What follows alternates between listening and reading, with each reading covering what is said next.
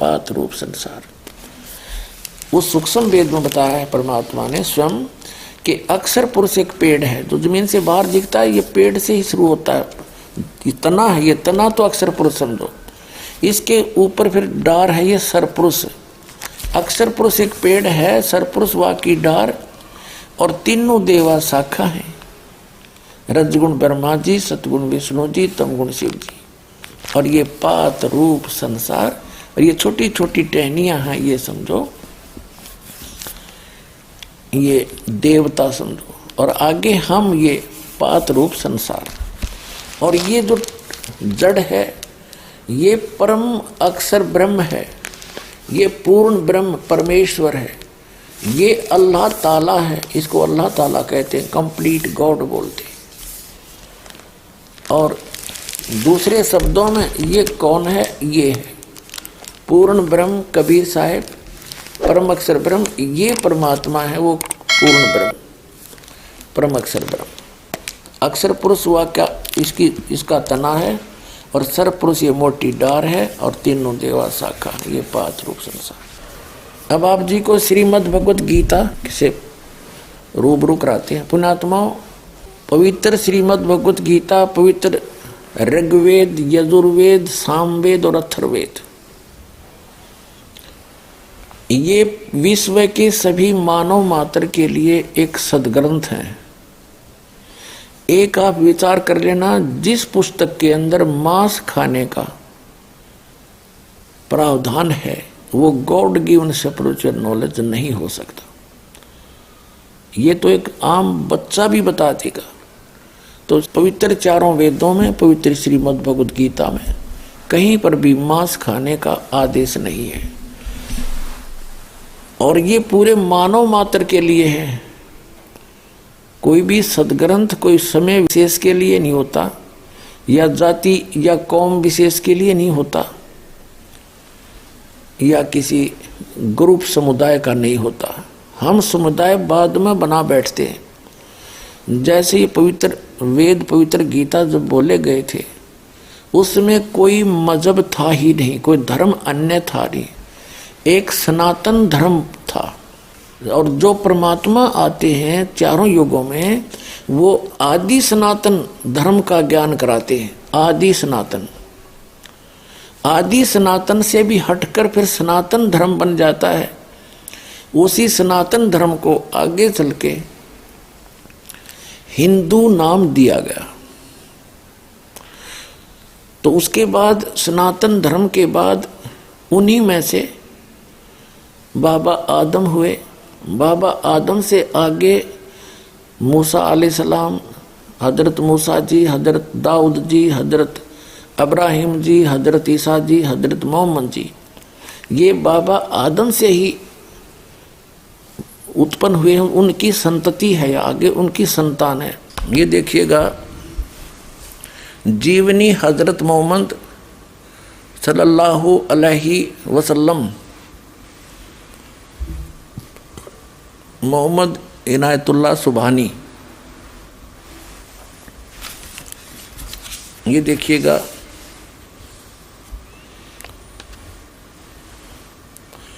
इनायतुल्लाह सुबहानी, अनुवादक नसीम गाजी फलाही, मकरजी मकतबा, इस्लामी पब्लिशर्स, नई दिल्ली।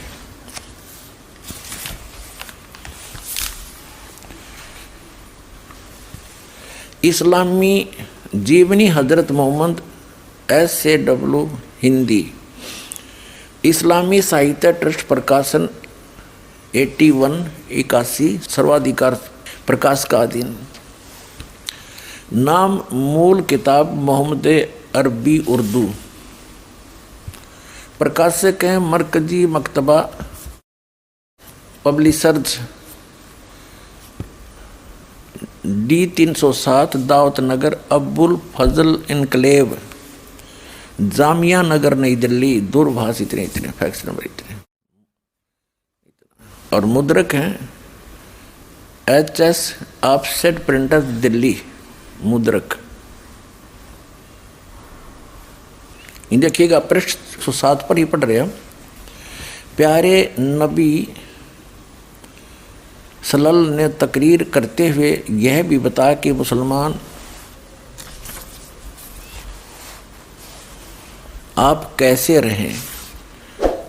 फिर यहाँ बताया है, लोगों तुम्हारा रब एक है, तुम्हारा बाप एक है, तुम सब आदम के बेटे हो और आदम मिट्टी से बने हैं। खुदा के नज़दीक तुम में सबसे बेहतर वह है जो खुदा से सबसे ज़्यादा डरने वाला हो। और बाबा आदम कौन थे? ये ऋषभदेव जी थे। ऋषभदेव जो जैन धर्म के प्रवर्तक माने जाते। अपनात्माओं, अध्यात्म ज्ञान को समझने के लिए हमने अपनी अपनी डफड़ी नहीं बजानी, बतेरे दिन बजा ली। हमने सभी सदग्रंथों को, सभी इतिहासों को साथ लेना पड़ेगा, जितने महापुरुष हुए हैं। अब जैन धर्म का इतिहास दिखाते हैं आपको, ये देखिएगा। आओ जैन धर्म को जाने। ये पुस्तक है प्रवीण चंद्र जैन, M.A. शास्त्री। ये पुस्तक है आओ जैन धर्म को जाने। लेखक प्रवीण चंद्र जैन, M.A. शास्त्री, जम्बूद्वीप इस्तनापुर। प्रकाशक श्रीमती सुनीता जैन, जम्बूद्वीप इस्तनापुर, मेरठ, उत्तर प्रदेश। अब ये यहाँ से ये है सारा कुछ। प्राप्ति स्थान है संजय कुमार विजय कुमार जैन, कानपुर वाले, जम्बूद्वीप इस्तनापुर, मेरठ। जैन साहित्य सदन, चांदनी चौक, दिल्ली। राजकुमार जैन, कमलाबाई आश्रम, महावीर जी दी जैन मंदिर, शांति, ये सारा कुछ। और यहाँ से जम्बूद्वीप इस्तनापुर। धीरेन्द्र जैन, न्यू अदस्य ऑफसेट प्रिंटर्स, मेरठ से छपी है। इसके 154 पृष्ठ पर आपको ले चलते हैं। इसके 154 पृष्ठ पर दिखाते हैं, आओ जैन धर्म को जाने। इन्होंने क्या बताया है कि भगवान श्री आदिनाथ यानी ऋषभदेव को इस्लाम धर्म में भगवान आदिनाथ को क्या माना गया है? उत्तर है बाबा आदम। ऋषभदेव जी जो जैन धर्म के प्रवर्तक हैं, वो मृत्यु के उपरांत बाबा आदम के रूप में प्रकट हुए। तो हमारे संस्कार आपस में रले मिले हैं। ये बाद में हम बंटते चले गए और बांट दिए। इस काल भगवान ने अपने सतर का अलग अलग ज्ञान दे दिया और अपने फरिश्ते भेज के, अपने दूत भेज के अलग अलग स्थानों पर अलग अलग ज्ञान से की भरमार कर दी, जो वेद विरुद्ध यानी सूक्ष्म वेद के विपरीत भी है। तो श्रीमद् भगवद गीता में आपको दिखाते हैं तत्वदर्शी संत की पहचान। श्रीमद् भगवद गीता ये जयदयाल गोविंद का इसके अनुवादक हैं, गीता प्रेस गोरखपुर से प्रकाशित है। अथ पंचदशो अध्याय, प्रथम मंत्र, ये 15वां अध्याय है। ये प्रथम मंत्र, इसमें क्या कहा है कि ऊर्ध्व मूलम अधः शाखम अश्वत्थम प्राहु अवम छंदासी यस्य प्रणानी ये तम वेद स वेदवित। इसका अर्थ है ऊर्ध्व माने ऊपर को, मूल माने जड़ वाला, अधः माने नीचे को, शाखम माने शाखा वाला, अश्वत्थम माने पीपल का वृक्ष, प्राहु माने कहा जाता है ये अवय है, अविनाशी। छंदासी यस्य प्रणानी, इसके जो विभाग हैं वो पत्ते आदि, शाखा आदि इसके विभाग हैं। ये तम वेद, जो उस अज्ञान अंधकार में छुपे हुए उस संसारूपी वृक्ष के विषय में जानता है, स वेदवित, वह वेद के तात्पर्य को जानने वाला वो तत्वदर्शी संत है। इबिन की अनुवाद देखिएगा। ऊर्ध्व मूलम का अर्थ इन्होंने कर दिया आदि पुरुष परमेश्वर मूल वाले। ये बताना था आदि पुरुष परमेश्वर तो ऊपर को मूल रूप है। यो ऊर्ध्व माने ऊपर, अधः माने नीचे होती है। इन्होंने यहाँ गलत कर दिया, ब्रह्मा रूप मुख्य शाखा वाले, जिसे ये गलत कर दिया इन्होंने। इन अकल तो थी नहीं इनके अंदर। ये देखो इसके साथ में दूसरे श्लोक में अधः माने, अधः 2 बार है, अधः अधः। इसका अनुवाद इन्होंने यहाँ किया नेक्स्ट पृष्ठ पे। अधः माने नीचे, अधः माने नीचे और अधः माने नीचे। ऊर्ध्व माने ऊपर होता है।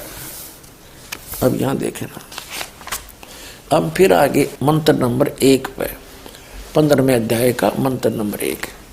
ऊर्ध्व मूलम, ऊर्ध्व मूलम अधः शाखम। ये कहना था कि ऊपर को जड़, मूल माने जड़, ऊपर को जड़ वादी पुरुष परमेश्वर समझो, और अधः शाखम ये नीचे को शाखा वाला, ये संसार रूपी पीपल के वृक्ष को अविनाशी कहते हैं।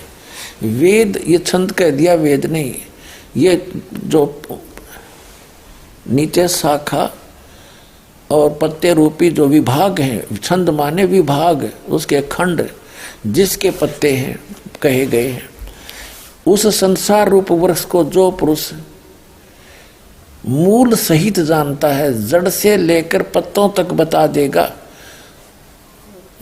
वेद, वेद माने जानता है, स वेदवित, स माने वह है, वेदवित माने वेद के तात्पर्य को जानने वाला है, अर्थात वो तत्वदर्शी संत है जो ऊपर को जड़ वाला और नीचे को शाखा वाले इस उल्टे लटके संसार रूपी वृक्ष के जो सभी विभाग बता देगा। स वेदवित, वो तत्वदर्शी संत है।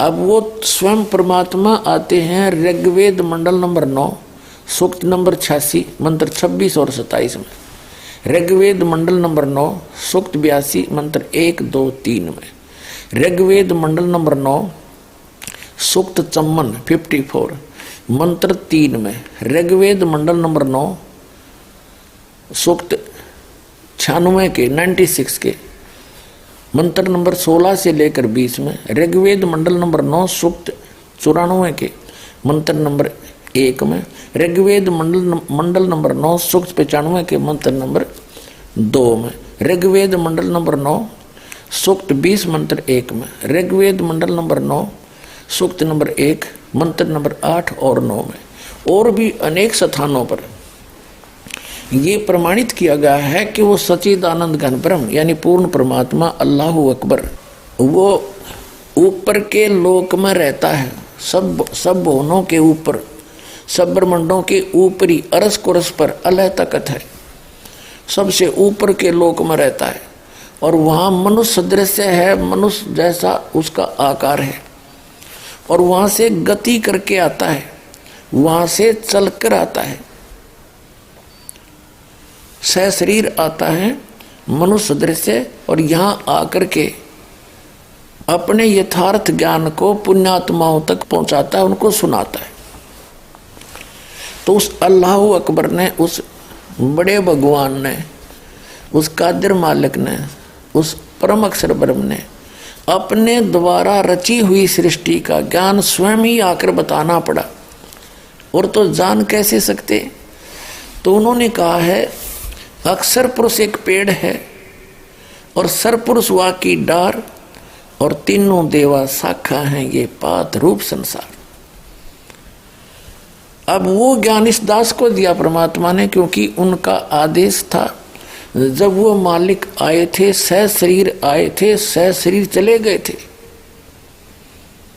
ना उनका जन्म हुआ और न उनकी मृत्यु हुई, सशरीर आए थे, सशरीर गए थे।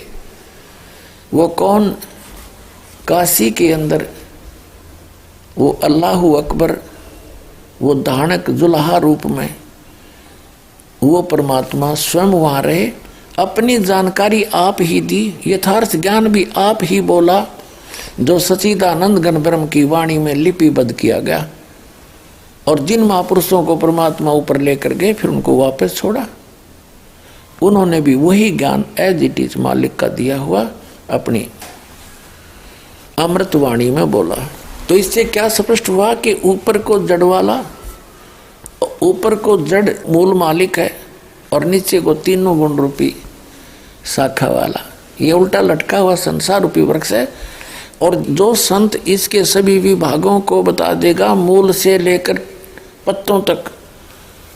मूल कौन? परमात्मा है।